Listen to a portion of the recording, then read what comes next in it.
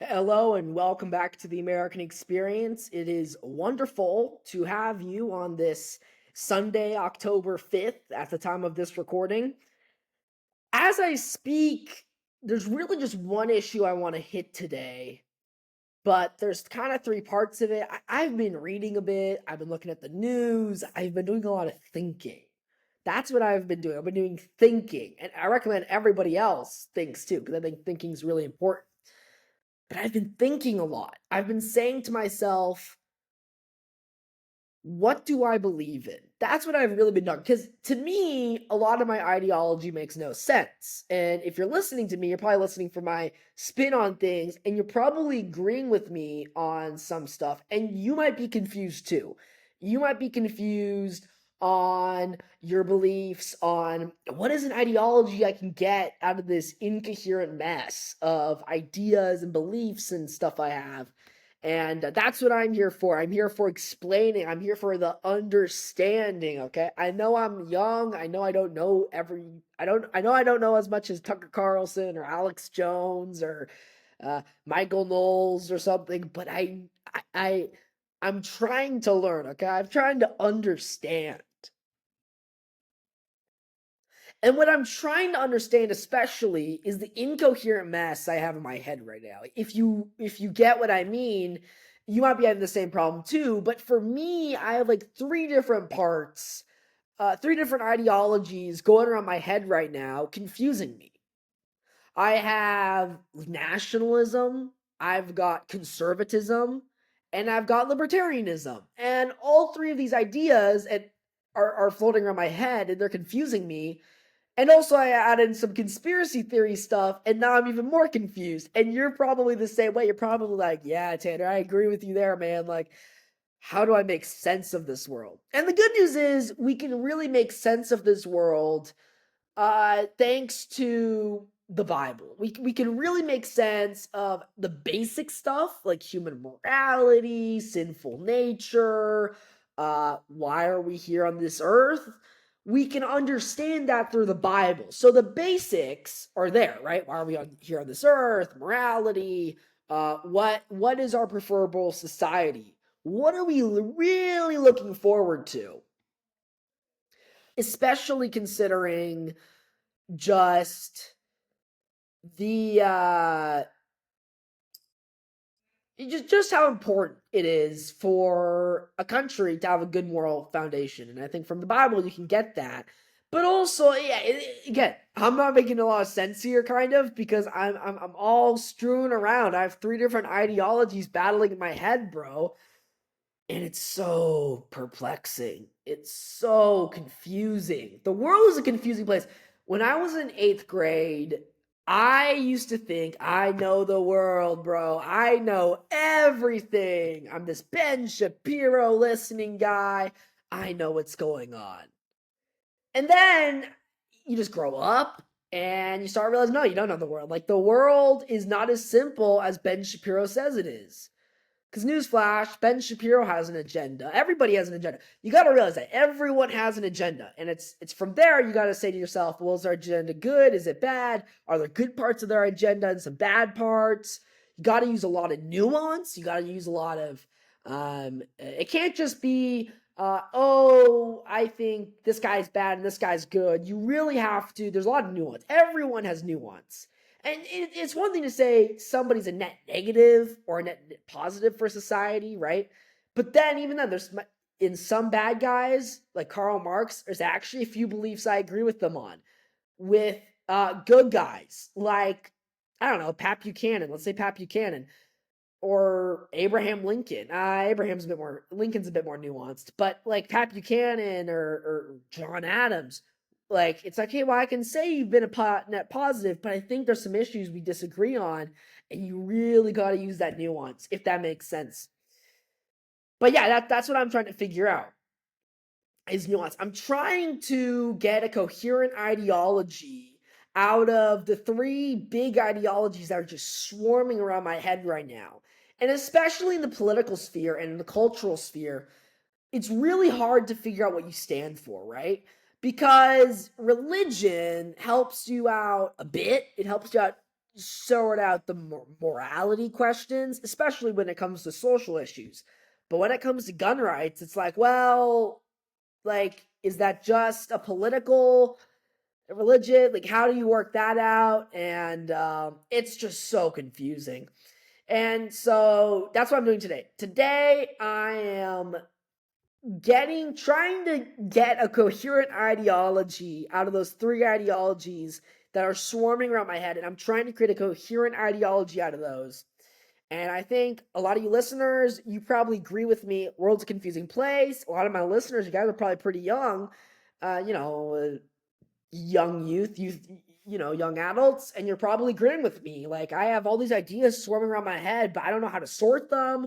I don't know how to classify them. I don't know how to, just think deep. And I'm trying to get a coherent ideology out. That's at the end of the day what everyone wants. Everyone wants to have a coherent ideology that they can then follow, and they can then say, I'm anti this because of this reason, and I'm anti this because of the same reason, but it's a different part of it, right? Everyone wants to reduce their beliefs to a simple ideology, maybe a couple words that they can explain to someone. And yeah, there's going to be a lot of nuance there, a lot of nuance. And even within what ideology I'm going to define myself as, and what ideology, I want my listeners, I think my listeners fall into, to some regard. I think you guys, you're going to have some ideas different from me. That's okay. Like, we can have minor disagreements, right? It's one thing to disagree between free trade and fair trade. That's just a minor disagreement. It's something else to be pro or anti-abortion. That's when we kind of draw the line on the morality issues. And on the bigger ones, right? Well, do you still support gun rights? And what to extent? Like, are you, we just need to understand that we're going to have disagreements, and that's okay.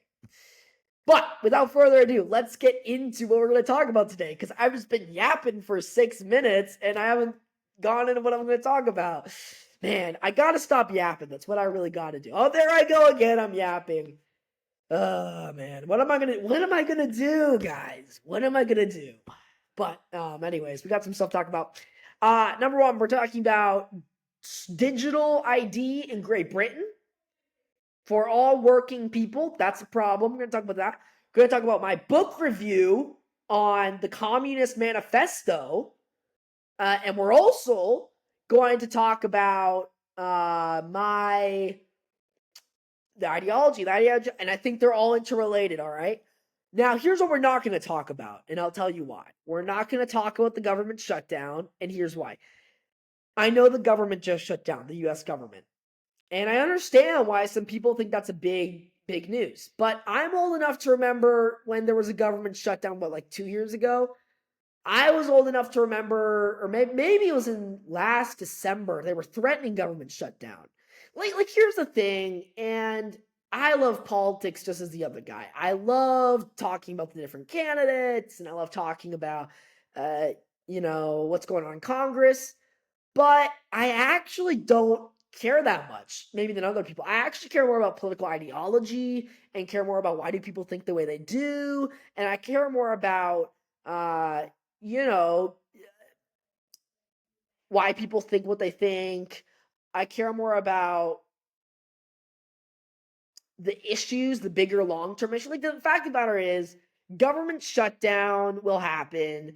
Then the government's going to reconvene in a few weeks from now. They're all going to come back after having a nice vacation in the Bahamas or something, all the senators and all the representatives, and they're going to come back and they're going to be like, oh, this is so nice.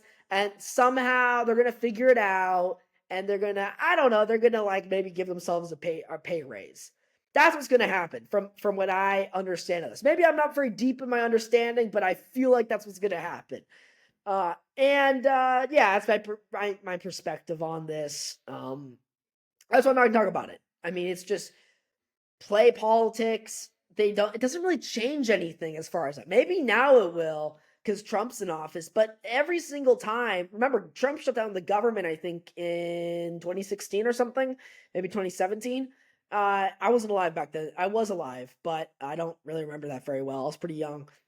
But yeah, I mean, the fact of the matter is that it's just play politics. Nothing's gonna change. Debt's still gonna go up. Inflation's still gonna increase. I guess finally we'll get some deportations going. So I guess that's a positive. Abortion's not gonna be. It's like all the big issues are not gonna be fixed. We're gonna be just as bad as before the shutdown. Yeah, nothing's gonna change. But yeah, so I just spent like what 3 minutes talking about this. That's why I don't like talking about this, because I get off onto these rants about government shutdown. There's not really much more to talk about in my perspective, in my opinion. I choose what I want in the show because I feel like it's important, right?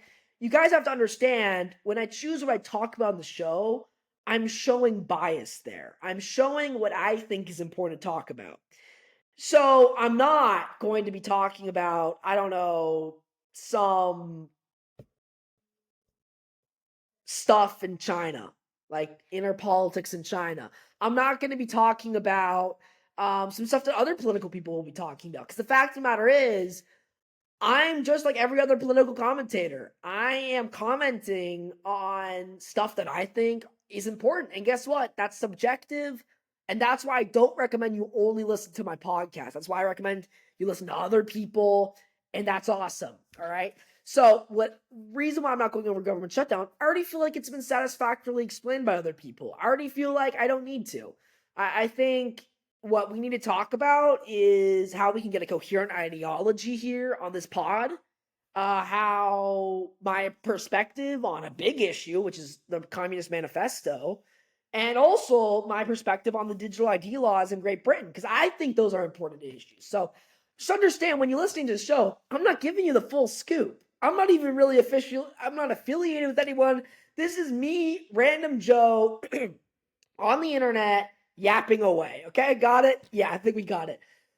So listen to other people. I listen to so many other people. Then I don't just listen to one person. Well, right now I kind of am listening to one person because I've just started listening to him.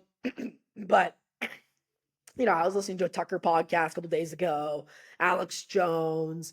Like, I listen to different people for their perspectives, right? I read different books. This earlier this year I bought Democracy, the God That Failed by Hans Hermann Hoppe, which is this radical anarcho-capitalist book. And then I also bought Death of the West by Pat Buchanan. It was in like the same Amazon order. And you would say from those two books, wow, those are two very different books. One is a nationalist conservative, and the other is a anarcho-capitalist. I'd say, yeah, you're right, it is different.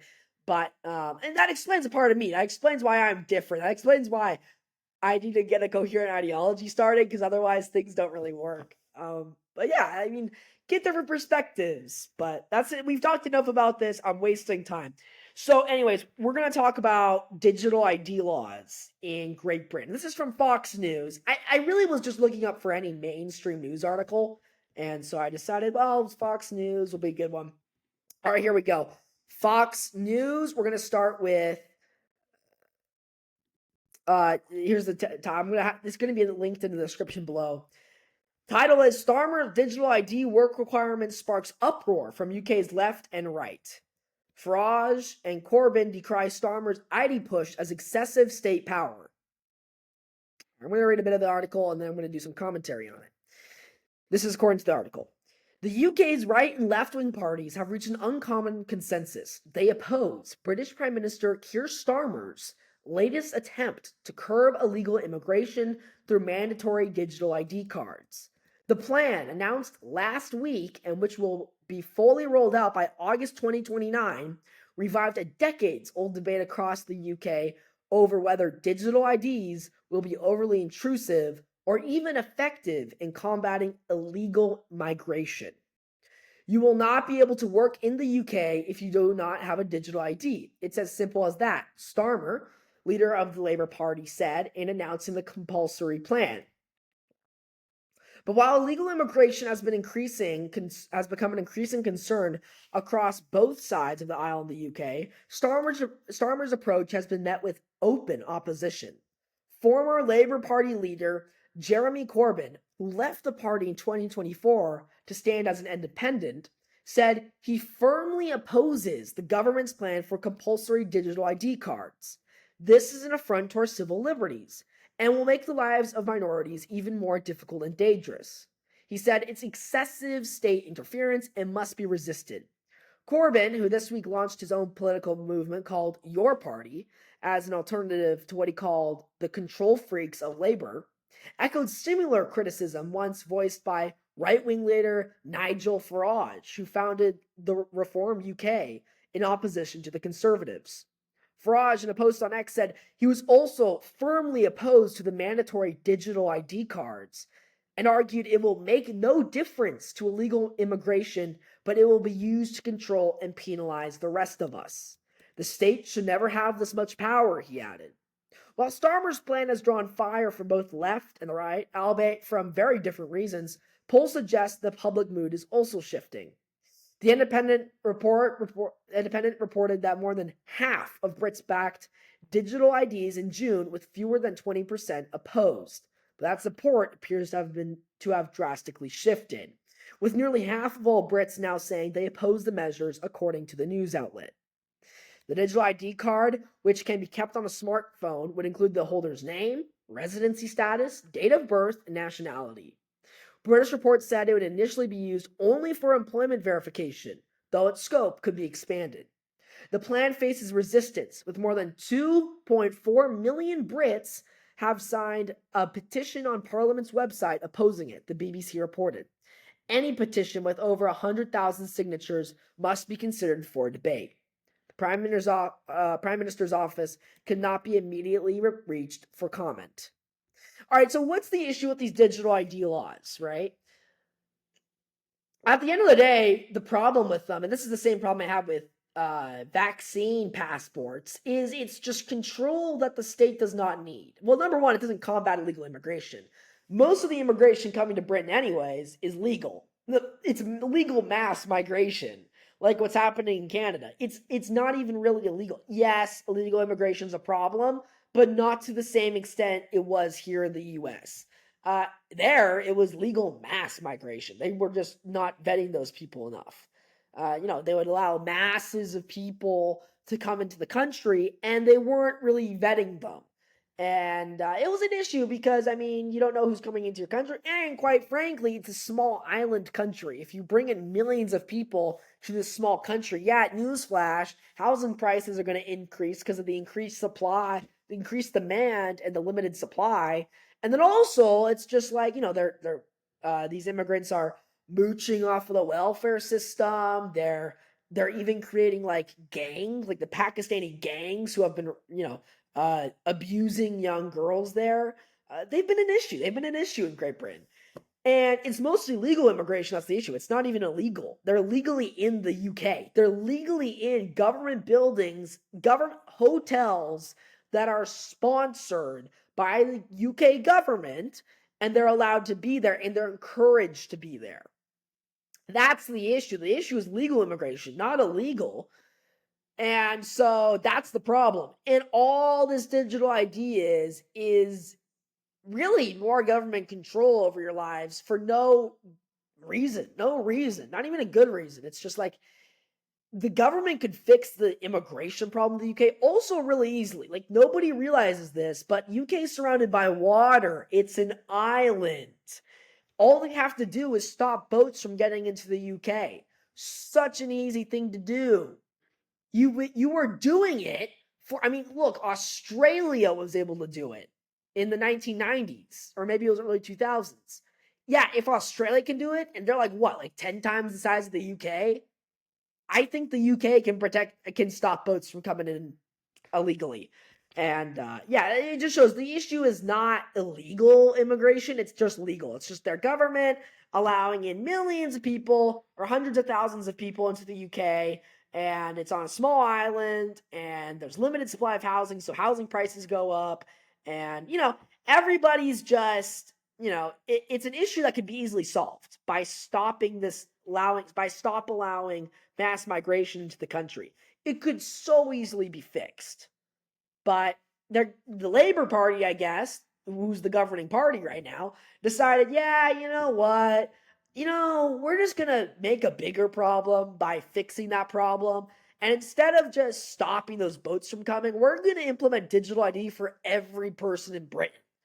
which essentially you can't, according to it, you won't be able to work without it. So you won't be able to get a job without the digital ID card. And that's going to be an issue because, I mean, why does the government need to know? Why do you need to have a digital ID card in the first place? Like, Britain can stop illegal immigration. You don't, it's just unnecessary. It's a power grab. That's what it is. It's a power grab. And I know what they're saying, that right now it's just for working people, but hey, it can easily be open to other people. Easily. Just like those vaccine mandates in the 2020s, in 2021 and 2022 and stuff. You know how initially was, oh, only these small groups of people need to be, vaccinated, and then soon, and I'm talking about Canada here and Europe, then it was everyone needed to get the vaccine. Even 2-year-olds had to get the vaccine. Or maybe it was 4-year-olds. There was an minimum age you could not give the vaccine. Like there was I think 2-year-olds couldn't get it. It was 4 years old or something. Everyone needed to get the vaccine. And, kudos to those who didn't, because those guys are real brave. But that's actually, we're going to get into that later on today. But yeah, digital ID law is bad. And in the US, they're pushing it out. I was at the airport a couple weeks ago going to Kansas City. And on the way there, it was this whole thing of, in the airport, it was get your real ID, get your real ID, get your real ID. And there's been this big push by the American government to get your real ID. This thing they're going to show for work and everything. It's going to be like that. And it's going to be only one ID that you have to use around the country. Just one ID. And it's a horrible idea. Number one, because it's going to go into a national database. You know how easy that's going to be to hack? One area, get millions of citizens' info, private info. Yeah, I don't think that's very good. And then number two, why does the government need to know where you're going in the country? Why? It's okay, so we need the digital ID to make sure that you're not a terrorist hijacking a plane flight. It's okay, I kind of see that. I kind of don't. I don't really, but the real ID is not even as far as the digital ID. The real ID is still kind of not even really mass supported, but the digital ID is. So, yeah, just, there's a bit of a difference, a bit of nuance there, but still, I'm against real ID too. All right.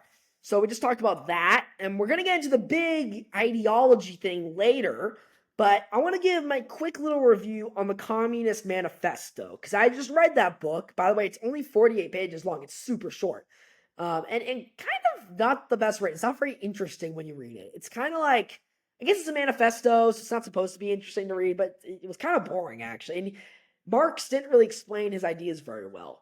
Well, anyways, Communist Manifesto, I got mine $3 off of Amazon, which is actually a steal, because it's not I don't want to spend a ton of money on this book.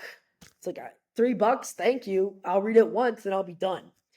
Anyways, it's written by Karl Marx and it's edited by Friedrich Engels. And they were not the fathers of communism, basically the fathers of modern communism. Their work is very influential in communist circles today. They wrote other books too, like The Origin of the Family, Private Property in the State, Peasant War in Germany, Socialism, Utopia, and Scientific, Critique of Political Economy, Economics and Philosophy, Economic and Philosophical MS of 1844. I think I meant Messages. The 18th Brumaire, Wage, Labor, and Capital, Value, Price, and Profit. The German Ideology, Part 1, updated. Now, those are some books by Marx and Engels. And I might put a link in the description below for anybody who wants to read this. By the way, when I say a link, YouTube has this whole system where you have to do this whole link thing, and it's so complicated. And I was just no, I don't want to do that. And so I just paste the URL I just put the URL. Anyway, so that is the Communist Manifesto. I'm going to give my review. I found the book a big discrepancy. I found the recommendations that Marx had. I found there's 3 parts, okay? Part 1 is Marx explaining class conflict. Part 2 is the brief little part where Marx explains what should happen for the for the creation of a communist state. And part 3 is Marx just describing and rebutting, I don't know, like other forms of socialism. And I think those were interesting. Those were interesting because it's like, I want to know, like, you're on the left. I want to know your perspective on this. And so that was interesting. But yeah, the first part was just the regular wage labor's exploitation. It's slavery, even though it's like, well, if you're a slave, you're not able to voluntarily work for somebody, and in a capitalist system, you are. You had a few good points, like modern capitalism has helped destroy the family and nationalities because of modern capitalism's general push is for globalization, right? Entry into new markets. And I think that was the truth I've heard from even right-wing authors like Pat Buchanan. So I don't think that was terribly crazy. But yeah, it seems to be a big discrepancy because he's describing how the bourgeoisie are oppressors and the proletariat oppressed. And then he goes into explain how the communist state must be established. And to me, it seemed like it just really showed what communism is all about, which is a method of control. So I'm going to read his 10 points of communism. They're very interesting, and I think they're important to talk about. So here are his 10 points. Number 1, abolition of property in land and application of all rents of land to public purposes. 2, a heavy progressive or graduated income tax. 3, abolition of all right of inheritance. 4, confiscation of the property of all immigrants and rebels. 5, centralization of credit in the hands of the state by means of a national bank with state capital and an exclusive monopoly.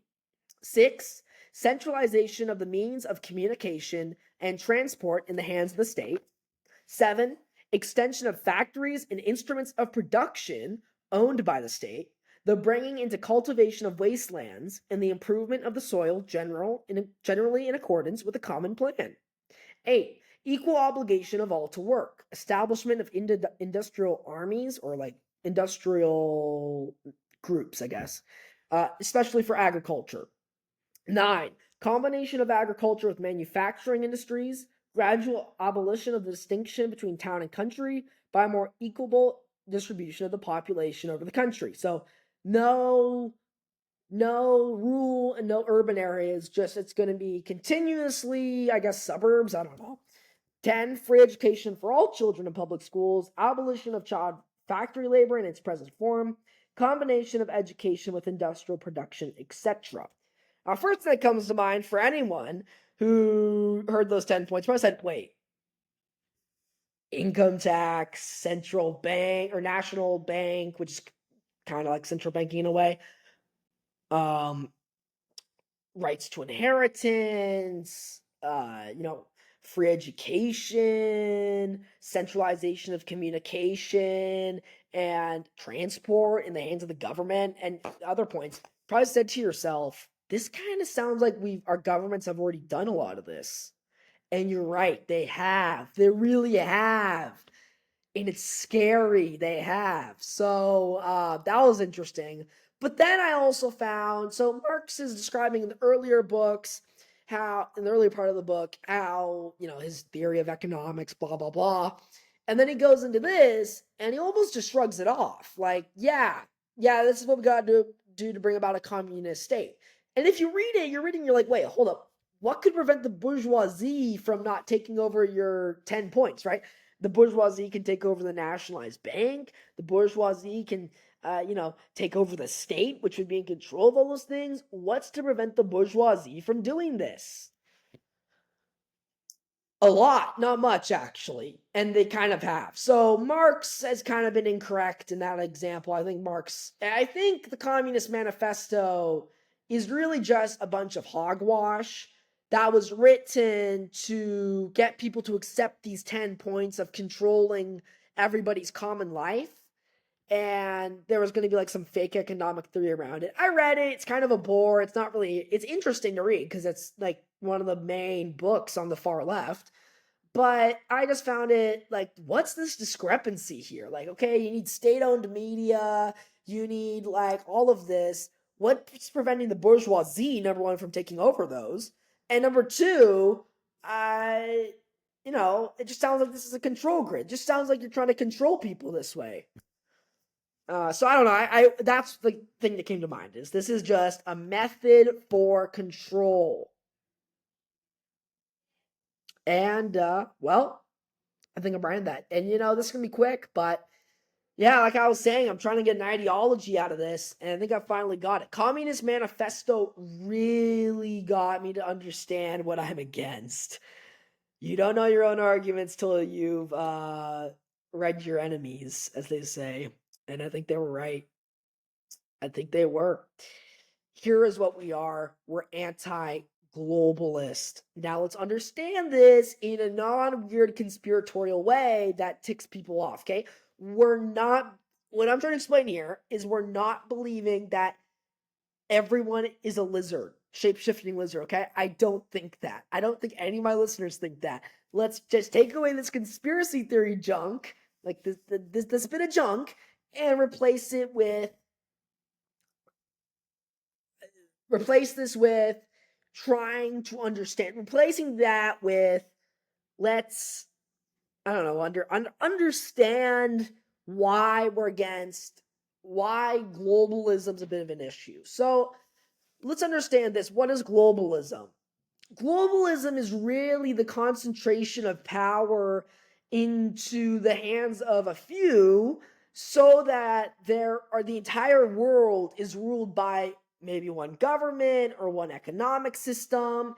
And how globalism does that is it basically takes away, it reduces the differences between regions of the world, right? So it removes that and instead replaces it with a worldwide system.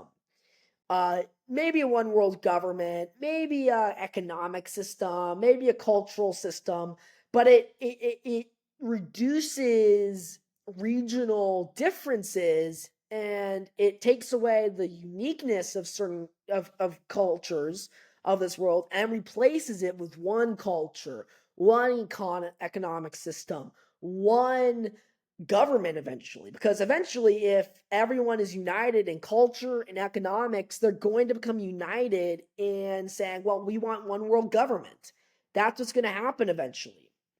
And actually, there's an interesting verse from the book of Daniel in the Bible about this that I found so interesting. I was at church this morning and I was just reading. I like reading through Revelation and Matthew, but then I was like, man, I gotta read some Daniel, bro. Like, I gotta read some Daniel. Daniel's the OG, bro. Daniel's the OG end times guy. He wrote it like he was one of the first guys to write about it. It's so cool. And yeah, he's OG. He's the GOAT, man. He's the GOAT when it comes to this stuff. I mean, I shouldn't say that. John, and Matthew did some great jobs when it comes to their stuff about the end times. But yeah, so here it is. All right. So what happens is Daniel, this is in the book of Daniel. It's going to be chapter 7 verses 23 through I don't know, probably around 25. I just need to use this a little bit. So what we have to understand about the book of Daniel is there's two parts of it. There's like three parts, right? Early part, Daniel's personal life, the lion's den, blah, blah, blah. Second part, and then you kind of get into the prophecy part.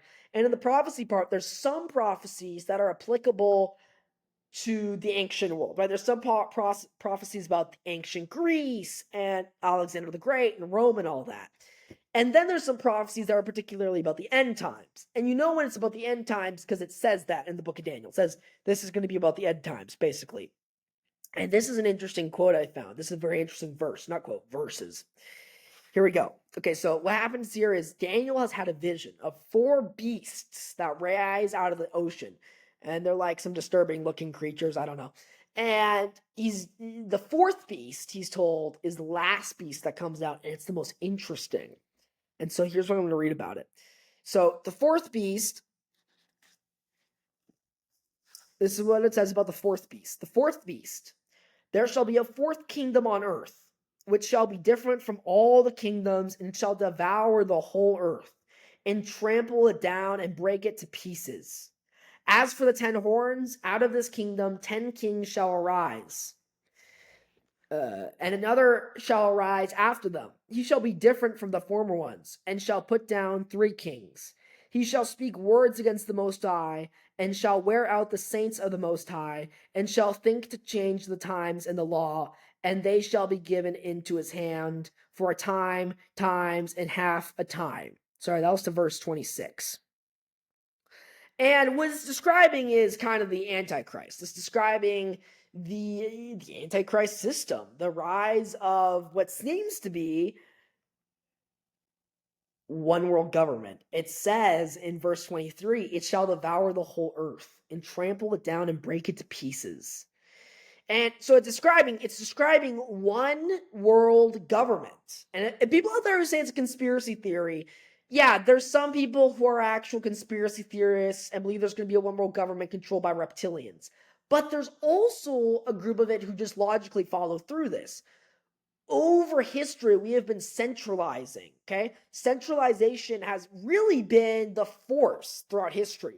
First, we were small clans. Then we centralized into communities. From communities, we centralized into principalities. From principalities, we centralized into kingdoms. From kingdoms into nation states. Nation states into empires. And finally, empires into one world government. And right now I'm just saying, well, there's not really any empires, Tanner.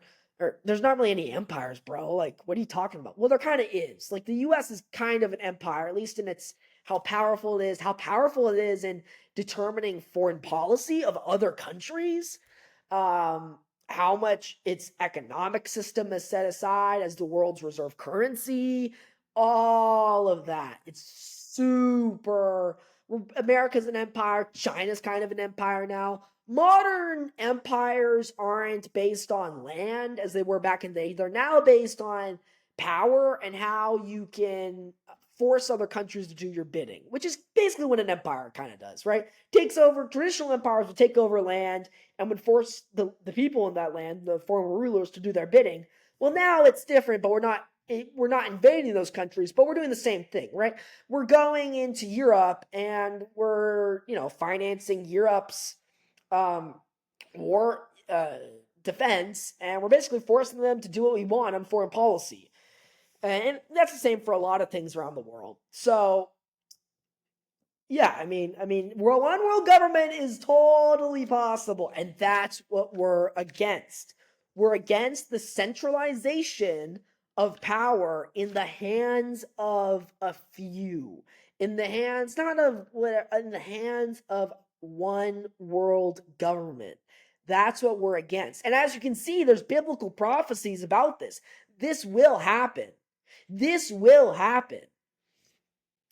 And what we need for that is strength, both physical and spiritual, because it's going to be hard times. And as it says in verse 25, he shall speak words against the Most High, God, and he shall wear out the saints of the Most High.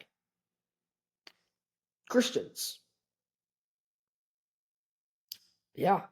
So, and that's why you see a lot of these people, the people at the World Economic Forum, the people, very powerful families who control the money supply with the Fed. It's not even really conspiracy theory. That's just kind of a fact. The Fed was established. I'm going to do a whole video on the Fed. I'll explain it then. But that's why it's control. And there's a reason why they're so anti-Christian, because they realize they've probably read the Bible too, and they realize, wow, we're the bad guys. And they kind of like it. I think they don't like Christians because they instinctively know we're going to be against their one world government, which they don't like. They want total control. And they also don't like it because we're going to take a stand, because they know eventually they're going to be done. They're going to be done. They know eventually God will come and there won't be an earth anymore. We will all be with him in either heaven, or if you didn't believe him in, you will be in hell. Or not really hell, in that burning lake of fire. And that's going to be what happens. And they know that, and they don't like that truth. And I think also half of it is they want control. They want dominion over the earth. They want control over people. And they just don't like Christians, because Christians are going to be those chuds. They're not chuds. They're gonna be those chads running around and be like, bro, don't take the mark of the beast, man. Don't take the mark of the beast. Like, we gotta fight the mark, bro. We gotta use that spiritual power, man. I know I'm making light of this, but it's gonna be difficult times ahead. So, to summarize this all, we are anti-globalists. That's what we are. We're against the erasing of cultural differences between people groups. That doesn't mean we're against Christianity being spread, because Christianity actually finds a way to successfully embed itself with other groups. It actually finds a very good way of doing that. Christianity, actually retained a lot of cultures who accepted Christianity still retained a lot of their culture, traditional foods, traditional clothes, traditional myths. They still kept a lot of that even after they accepted Christianity. So being Christian is kind of in a way the good globalism. But the globalism we're against is the bad globalism that seeks a one world government that erases the boundaries between countries, that erases the cultural differences between ethnic and national groups, that seeks to have everybody become one group of the same, one homogeneous group that is in one culture. And that's actually sad, because I think, as everyone else knows, I'm not even against people having different cultures than me. I want everybody to know the truth about Christ, but I instinctively also, when I go to Japan, man, I want them to be serving Japanese food. When I go to Germany, I want them to be German and speaking German. And, I want that to happen. When I come to America, when I go to Alabama in America, I want to get the Southern experience. When I go to New York, I want to go. That's what makes life really actually special. That's why we like visiting other foreign countries, because we like seeing how they run things. And we might instinctively be like, well, I wouldn't really like this. I wouldn't really want to live this way the rest of my life. But you do know, well, it's not a bad culture, and I can see why people like it. Instinctively, we'll always be biased for our guys. We'll always be biased, but yeah, we're just about that. And doesn't mean we're mean to other people because they're different from us. But what it does mean is we're like, hey, like, nice life, and we're like, but again, if you come to our culture, assimilate to our culture, okay? Assimilate to our culture, assimilate to American culture. That does not mean I'm saying an American who goes to Mexico should just force everyone else there to be American. No, no, no, no. Adapt to their culture, okay? It goes both ways. Respect goes both ways. So we're anti-globalist. That's what we're against. I'm happy to be leading the charge with you guys against this one government system. And we can have disagreements. It's okay if some of us are free traders, because we think free trade is not a very big problem and isn't really a bad thing when it comes to globalism. We think that's a good form of globalization. And we can be protectionists, and we can say, no, we want to protect our country first. We can do that. We can be agreeing. We can disagree on those things. Agree to disagree on those things. But we can still know who we're against. The one system, the one world system that will come with the Antichrist. So I thank you guys all for listening to this awesome program. If you want to support it, please click on that like and subscribe buttons. Leave a comment in the section below if you want to, comment or something. I really appreciate reading your feedback. And ring that notification bell. I hope all of you guys have a great day. This is the American Experience, broadcasting out of the greatest country on God's green earth. Till next time, stay safe, stay free, and have a good one, folks.